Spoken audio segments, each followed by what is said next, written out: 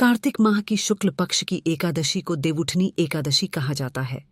इसे देवोत्थान एकादशी, देवउठनी ग्यारस, प्रबोधिनी एकादशी आदि नामों से भी जाना जाता है। एक राजा के राज्य में सभी लोग एकादशी का व्रत रखते थे। प्रजा तथा नौकर चाकरों से लेकर पशुओं तक को एकादशी के दिन अन्न नहीं दिया जाता था। एक दिन किसी दूसरे राज्य का एक व्यक्ति राजा के पास आकर बोला, महाराज, कृपा करके मुझे नौकरी पर रख लें। तब राजा ने उसके सामने एक शर्त रखी कि ठीक है, रख लेते हैं, किंतु रोज तो तुम्हें खाने को सब कुछ मिलेगा, पर एकादशी को अन्न नहीं मिलेगा।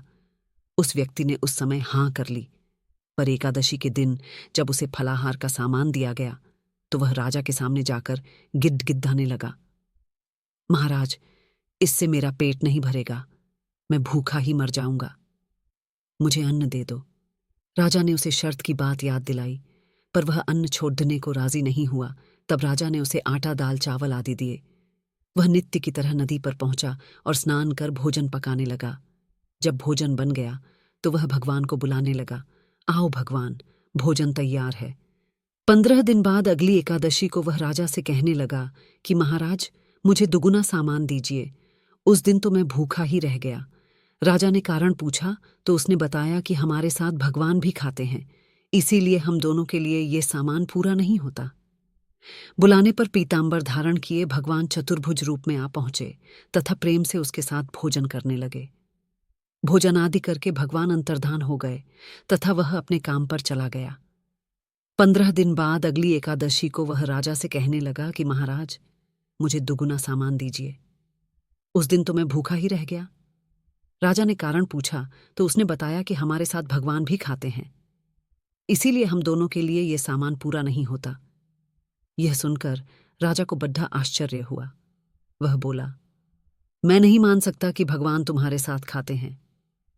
मैं तो इतना व्रत रखता हूं, पूजा करता हूं, पर भगवान ने मुझे कभी दर्शन नहीं दिए।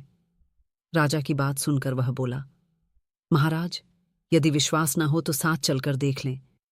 राजा एक पेड़ेज के पीछे छिपकर बैठ गया।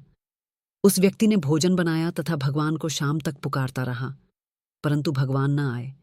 अंत में उसने कहा, हे भगवान, यदि आप नहीं आए तो मैं नदी में कूदकर प्राण त्याग दूंगा। लेकिन भगवान नहीं आए।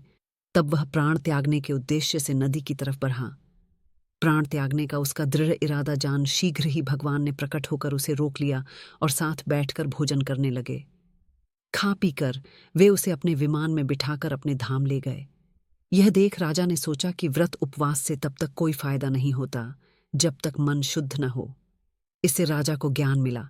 वह भी मन से व्रत उपवास करने लगा और अंत में स्वर्ग को प्राप्त हुआ। इति शुभम।